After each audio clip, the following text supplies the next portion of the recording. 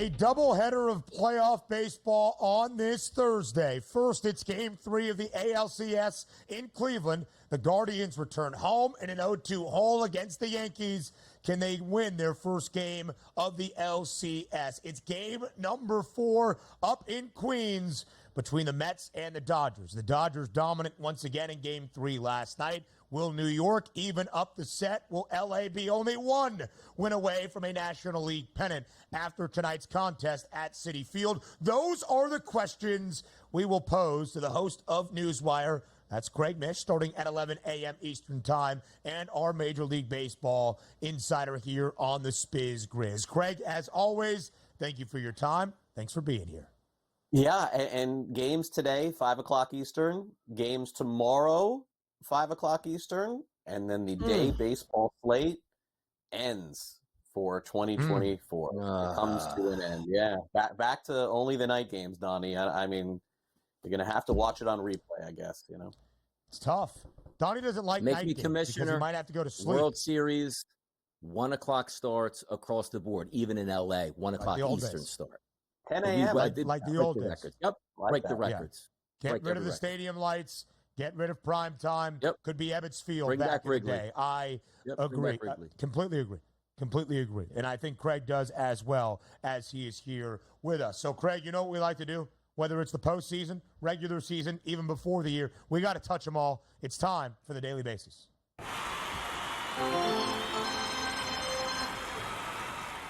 Game 3 last night at Citi Field before this Thursday in game number 4. Craig, the Dodgers dominant once again, 8-zip. The victory for LA, capped off by a monumental 3-run shot into the third deck from Shohei Ohtani to make it 7-zip. Max Muncy adds on 8-0 all Dodgers last night. Fourth time in the last 5 games in this postseason for Los Angeles, shutting out the opposition. Craig, let's start with the pitching staff for the Dodgers. What has Walker Buehler and Dave Roberts and everybody in LA figured out? Yeah, what pitching staff really should be the question, because generally speaking, they've only had 2 starters, and, you know, I guess fortunate for them, they have the lead and they have their ace in the hole, so to speak, with Yamamoto getting ready to pitch their next game. So, look, I mean, I do think I have this series more pegged than the other one, where, the Dodgers are just not going to be able to get away with throwing openers in the next 4 or 5 games and win them all. So this is one they win. My guess is maybe even they win another one, and then they lose one, and then they win one. It feels like this is just going to be back and forth until they get to the World Series. But, Ben, the issue is for the Mets is that the Dodgers offense is just so good, and the longer they hang around, they're going to score some runs. Am I surprised that they just keep pitching these shutouts? Yes, absolutely. But at the same time, again, they have shown a propensity to get beaten up after a win like this. And so I guess it still remains to be seen. But I still see this being a back and forth series. I would say that was a big win for LA last night to win that first emotional game in Citi Field, playoff game. Really big win for them. If we do take a look at the series situation right here, Craig, the NLCS new odds coming out here, the Dodgers at the FanDuel Sportsbook, a -380 price to win the series. The Mets at a +300. The game's now listed at 5.5, over, heavily juiced at -290, and the Dodgers are -1.5 if you're looking at that run line here for the series. Are we thinking that the Dodgers are moving forward, or did the Mets get after it tonight, maybe tomorrow night, take the lead before we get back to Chavez Ravine? Yeah, no, I still think it remains to be seen. I think the Mets price is probably good right now. If you feel like they have a chance to win, you'd want to do that. And obviously, Don, if you want to take LA, you got to wait to hope that they would lose a game. I still see the Mets winning at least one more game in this series. I don't think LA wins the next 2, but it would be silly for me to sit here based on what we have seen and think that the Dodgers are going to lose Game 6 and Game 7 at home and get knocked out. Like that just doesn't seem realistic at this point. So I understand why the Dodgers would be favored here. But as I suspected all along, I do think 6, 7 games Dodgers do win. Mets will fight, though. This is not over. Game number 4 tonight. Jose Quintana gets the start for New York. The Mets a slight home dog at Citi Field. Yoshi Yamamoto makes his debut here in the NLCS against the Mets. Did pitch and was brilliant in the winner-take-all game number 5 against San Diego on Friday. Minus 138 in favor of LA. The market working back to the Amazons ever so slightly. Total of 7. We have seen at least 8 runs in all 3 games so far in the National League Championship Series. So, Craig, let's go to the ALCS in game number 3 tonight in Cleveland. The Yankees taking care of home field advantage, winning both in the Bronx in a 2-0 series lead. Just 2 wins away from the first pennant for New York since 2009. We go to Cleveland, though, for the first time. But the Yankees and Clarke Schmidt remain a road favorite, now minus 122. How do you see game 3 playing out? Will the Guardians win their first, or will the Yankees be just 1 win away from that American League pennant? Yeah, you would have to think that, and I'll stick with Cleveland here. You would have to think that Cleveland throws everything at the Yankees tonight because they have to win this game. I'm not going to be foolish to think that if the Yankees win, they're not going to win the series, because 3-0 they're going to. I still think Cleveland gets in the series. They haven't lost a home game yet. They were dominant there all season long, and we saw what they did to the Tigers in Game 5. I do think Cleveland is victorious tonight because I think that they have to be. And the Yankees don't really have to be, and I think that's probably the difference here is they can sort of preserve things for Game 4.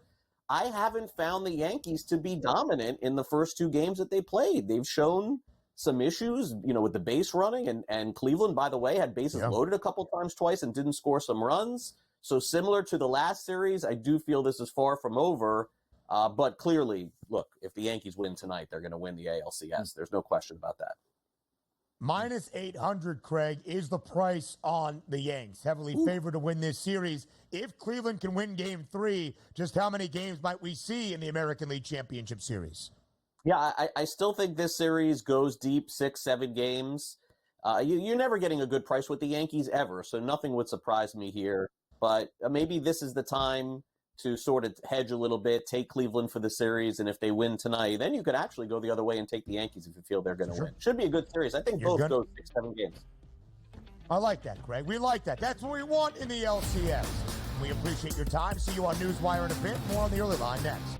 A doubleheader of playoff baseball on this Thursday, and Donnie Rightside breaks both of them down here on this Thursday on the early line. We start in Cleveland. It is game number 3 of the ALCS, the first in the land, with the Guardians looking for their first win of this league championship set. The Yankees winning both in the Bronx, and a road favorite entering game number 3 today in Cleveland. Line actually working to the pinstripes, minus 122. Clarke Schmidt gets the start for the Yanks. Total 7.5. Matthew Boyd will at least open for the Guardians, and Stephen Vogt on the other side. DRS, what are the numbers telling you who wins game number 3?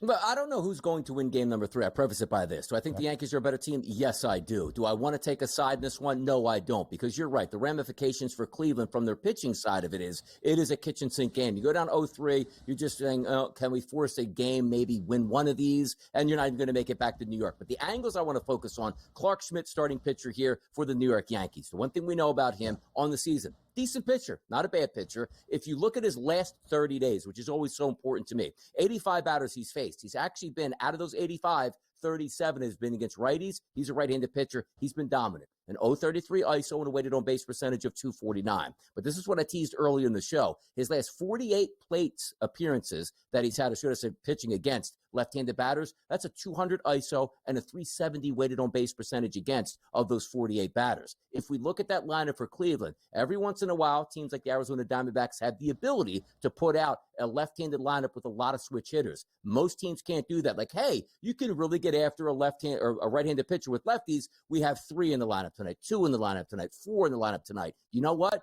Kwan, Manzardo, Ramirez, Naylor, Brennan, Jimenez, Naylor, and Rocchio. Either all lefties or switch hitters. You have one right-handed batter in that entire starting 9 tonight. So, as I said, looking for that leap of faith. I don't know if they can win this game, but you're going to give me team total 3.5 at the FanDuel Sportsbook at a plus 102. I think Cleveland get the 4 runs tonight. You look at the first 5 guys in that lineup, they've all done very well against right-handed pitching. Even though 6, 7, 8, 9 have technically struggled against right-handed pitching, sometimes you just have to look at the equation. Home team, ready to get after it. If they score 4 runs, does that guarantee they win the game? No, it doesn't. But I do think that's a sneaky total. Same way I took the Mets in their game number 2 after getting shut out in game number 1. Sometimes the numbers make sense, and you just have to roll with it.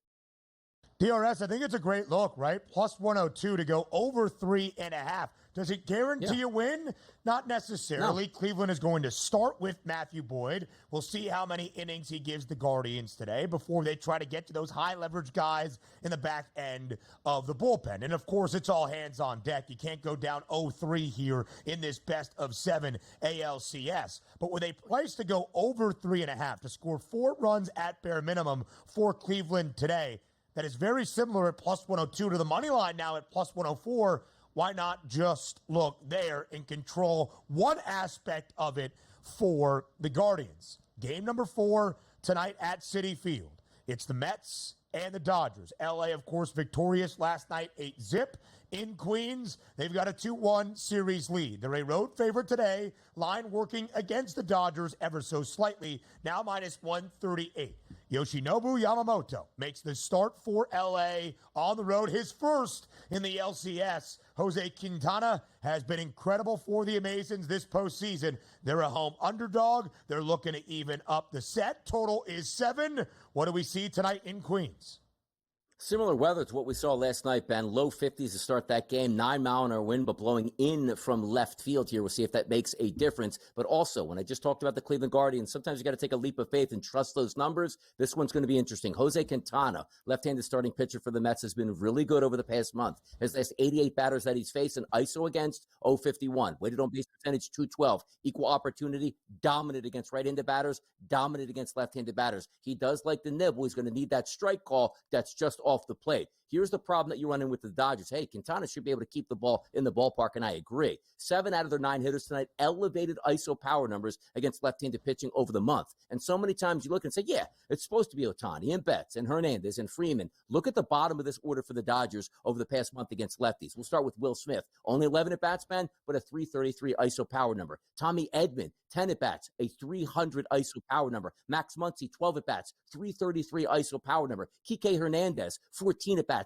231 ISO power number. Andy Paez, 429 ISO power number through his last 8 plate appearances against lefties here. I still think this game does not get to 8 runs, so I'll lean on the under. But boy, oh boy, Quintana, who's been very good, is going to have to be special tonight against that lineup that dominates left-handed pitchers. He has not allowed an earned run so far in this postseason. Proper respect next.